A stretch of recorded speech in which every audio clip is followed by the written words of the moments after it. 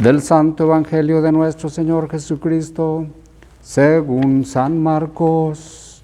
Gloria a ti, Cristo, Señor.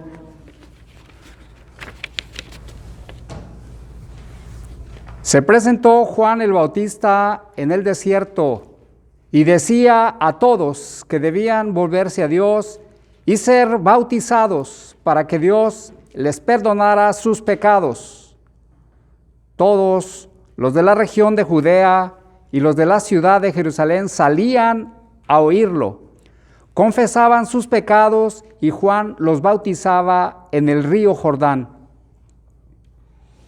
La ropa de Juan estaba hecha de pelo de camello y se la sujetaba al cuerpo con un cinturón de cuero, y comía langostas y miel del monte. En su proclamación decía: después de mí viene uno más poderoso que yo, que ni siquiera merezco agacharme para desatar la correa de sus sandalias. Yo los he bautizado a ustedes con agua, pero Él los bautizará con el Espíritu Santo. Por aquellos días Jesús salió de Nazaret, que está en la región de Galilea, y Juan lo bautizó en el Jordán. En el momento de salir del agua, Jesús vio que el cielo se abría y que el Espíritu Santo bajaba sobre él como una paloma. Y se oyó la voz del cielo que decía: Tú eres mi Hijo amado, a quien he elegido. El Evangelio del Señor. Te alabamos, Cristo, Señor. Necesita más de ti. Necesita más de ti. Necesita más de ti.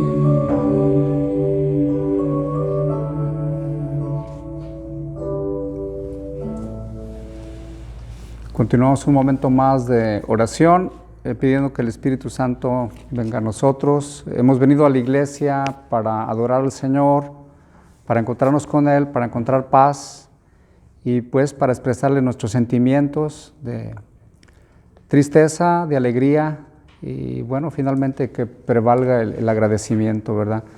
Espíritu de unidad, ven a nosotros. Espíritu de paz, Espíritu de amor, Espíritu de esperanza, Espíritu de sabiduría, Espíritu de discernimiento. Vamos a alejar al mal espíritu. Espíritu de tristeza, aléjate de nosotros. Espíritu de desesperanza, Espíritu de derrota, Espíritu de pleito, Espíritu de división, Espíritu de chisme. Ven, Espíritu Santo, llena los corazones de tus fieles y enciende en ellos el fuego de tu amor. Envía, Señor, tu Espíritu y todo será creado y se renovará la faz de la tierra. Amén. Amén.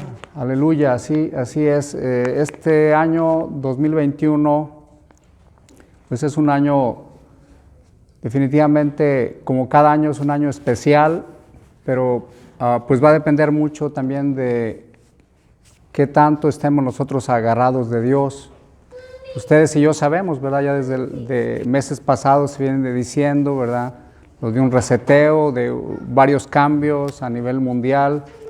Y hay gente, ¿verdad?, que viene pues pronosticando cosas difíciles, otros más o menos, otros piensan que la vida todo va a seguir igual. Nosotros honestamente como cristianos creemos en Dios, creemos en su providencia, creemos que Él es, como dice el Salmo de hoy, que el Señor se sienta sobre la tempestad. El Señor se sienta sobre la tempestad. La traducción de hoy dice que se sienta sobre el diluvio. El Señor se sienta sobre encima del diluvio, versículo 10 del Salmo 29. Otras traducciones hablan de el Señor se sienta sobre la tempestad. Me gusta esta de la tempestad porque tal vez sea más cercana a nosotros, pero sin embargo, aunque hubiera un diluvio, aunque fuera una situación difícil, el Señor está encima de la tempestad, es decir, Él finalmente gobierna y tiene los hilos de la historia en su mano. Amén. Y esa es nuestra fe, por eso es que nosotros no tenemos que tener miedo, no tenemos que tener desesperanza, tenemos que estar bien puestos nuestros ojos en el Señor. El Señor se sienta como Rey eterno, como Rey para siempre. El Señor dará la fuerza a su pueblo, el Señor dará su bendición a su pueblo con la paz. Y bueno, yo quisiera dirigirme directamente así, sin más, ¿verdad? Con este versículo 11 a Eduardo. ¿Dónde estás? Aquí estás, Eduardo. Eduardo, el Señor te dará la fortaleza. O sea, sí, a su pueblo, pero a ti el Señor te dará la fortaleza y el Señor te bendecirá a ti y a tu familia con la paz, ¿verdad? Esa es nuestra oración, ese es nuestro deseo y es lo que va a ocurrir en realidad. Dios te va a dar la fortaleza, Dios te va a bendecir con la paz, ¿verdad? Pues venimos pues, con estas palabras de la Sagrada Escritura. Cuando te saludaba ahorita, realmente palabras mías no tengo muchas que darte, pero sí de la palabra de Dios, ¿verdad? Que son para ti y para cualquiera que haya perdido un ser querido, que como decía, a veces por cuestión de formalidad decimos perder, pero en realidad a los ojos de la fe es más bien una ganancia, que nos costaría trabajo verlo en el primer momento, pero al final es una ganancia porque está en las mejores manos, en las manos de Dios. Mucha gente que ha tenido la experiencia de morir clínicamente en los hospitales, en operaciones, y que vuelven a regresar, dicen, pues yo ya no quería regresar.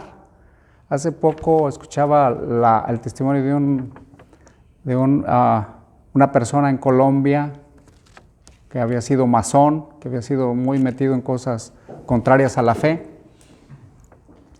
Dice, bueno, pues yo tenía varios compromisos en esta vida y yo quería regresar pues por mi familia y por otras cosas, pero realmente estaba tan a gusto allá en esta vida del cielo que ya no quería regresar. Yo sabía que Dios iba a encargar de mi familia y de la gente, ¿verdad? Y él narra su experiencia de cómo pues al revolverlo Dios a la tierra otra vez después de esa operación donde ya clínicamente había muerto, pues Dios le concede regresar. Los médicos obviamente se sorprenden y bueno, así es, ¿verdad? Finalmente para nosotros, bueno, también seres humanos, Jesús también nos acompaña. Recuerden que Jesús cuando visitó a sus amigos Lázaro, Marta y María, la única ocasión en que Jesús llora en la Biblia, bueno, hay dos ocasiones, pero una de ellas es cuando llora enfrente de la tumba de su amigo Lázaro. Y de hecho es el versículo más corto de la Biblia, simplemente dice, y Jesús lloró, ¿verdad? Cuando, ahora sí que con sus propios ojos se dio cuenta que su amigo Lázaro estaba en la tumba. Sin embargo, pues sacó fuerza de la oración, de su confianza en el Padre, y dice que levantando los ojos al cielo, después con un fuerte grito le dijo, Lázaro, sal de allí. Y en esta escritura se nos habla pues de la esperanza en la resurrección, que la muerte no tiene la última palabra, que finalmente la última palabra la tiene Jesucristo, la tiene Dios, la tiene Jesús. Los tres enemigos a vencer, Satanás, el pecado y la muerte. A la muerte nadie la podía vencer, pero Jesús al morir y al resucitar la venció. Por eso la muerte, aunque sea dura, aunque sea difícil, y como decía Jesús mismo, sintió la ausencia de un amigo, lo lloró tal cual, ¿verdad? Por eso decimos que es importante también en un momento dado llorar a nuestros seres queridos. Hay gente que no hace el duelo y después de alguna manera también eso le afecta, ¿verdad? Por eso de alguna manera tendríamos que dejar que el Espíritu de Dios nos mueva las circunstancias que nos puedan ayudar para saber llorar también a nuestros seres queridos. Pero no quedarnos allí, sino trascender, ir más allá. Y como venía diciendo, Jesús venció a Satanás, si los espíritus diabólicos, malos, inmundos, que se movieron entre la multitud para decir que querían a Barrabás y no a Jesús, porque el espíritu del mal se mueve en la sociedad, sobre todo cuando hay situaciones de este tipo, como la que le tocó a Jesús, o como la que se vivió hace unos días en el Capitolio. Hay espíritus que están atrás de las multitudes y atrás, peor todavía, de los élites de poder, son las que más atraen ese tipo de maldades. Quisieron la muerte de Jesús, pidieron la muerte de Jesús. Jesús finalmente es condenado a muerte, y a mí me sorprendió mucho cómo hace poco estaba viendo la vida de Jesús, de Franco Sefirelli, dura 6 horas, la vimos en varias etapas, se la recomiendo, por cierto, ya es viejita la película, pero en esa parte cuando están acusando a Jesús, Jesús acababa de entrar a Jerusalén hacía unos cuantos días y era el rey y era fabuloso, ¿verdad?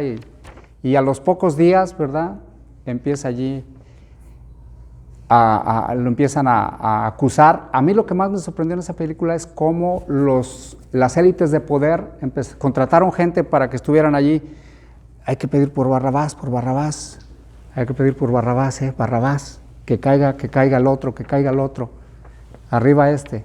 Y así se fue, y ya los medios de comunicación son poderosos. En aquel tiempo no tenían a CNN o a CBS o a todos los que tienen, pero bueno, finalmente de esa manera cayó Jesús, de esa manera fue juzgado. Pero como dice San Pablo, si los espíritus de maldad hubieran sabido que con esa acción Jesucristo saldría vencedor, no hubieran crucificado al Señor de la gloria. Pero pues de alguna manera, ¿verdad? Por eso decimos, de la derrota, de la aparente derrota, viene la victoria.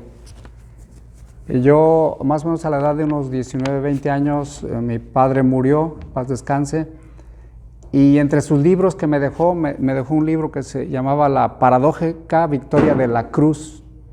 Yo nunca lo había leído, por ahí lo tenía, pero ya después de que murió, como a los meses, empecé a ver la herencia que me había dejado. No me dejó dinero, pero me dejó libros y me dejó un estudio, que ya con eso para mí fue mucho. Y en ese libro, La paradójica victoria de la cruz, es exactamente de lo que le estoy hablando, de cómo la victoria de Cristo finalmente, en una aparente derrota, Él logró la victoria. Y así es como trabaja Dios. Dios trabaja con nuestros fracasos, con nuestras penas, con nuestros momentos difíciles. Sobre eso se va construyendo pues la victoria, se va construyendo un verdadero camino, el camino, la verdad y la vida. Entonces pues no tengamos miedo en estos momentos difíciles. ¿Dónde está muerte tu victoria? ¿Dónde está muerte tu aguijón? Gracias sean dadas a Dios por la victoria de Cristo. En una palabra que tal vez nos suene un poco difícil de entender aquí, dice: la fuerza del pecado es la ley. La ley, es decir, los 10 mandamientos antes de Cristo, pues nadie los había cumplido. Jesucristo fue el único que los cumplió, y por eso la ley en sí misma es buena, pero también como nadie la había cumplido, pues era una condenación, era una carga. Por eso Jesucristo nos ha dado la manera de vencer. Y ese cielo que estaba cerrado, recuerdan aquí en este bautismo de Jesús, dice que Jesús vio que el cielo se abría, es decir, los cielos estaban cerrados. Antes de Cristo, los cielos estaban cerrados. Viene Cristo, se abren los cielos y baja el Espíritu Santo. Y aquí hay un tema, que con esto pudiera ya terminar mi sermón, el tema de estas palabras que se escuchan, que son las siguientes: tú eres mi Hijo amado a quien he elegido.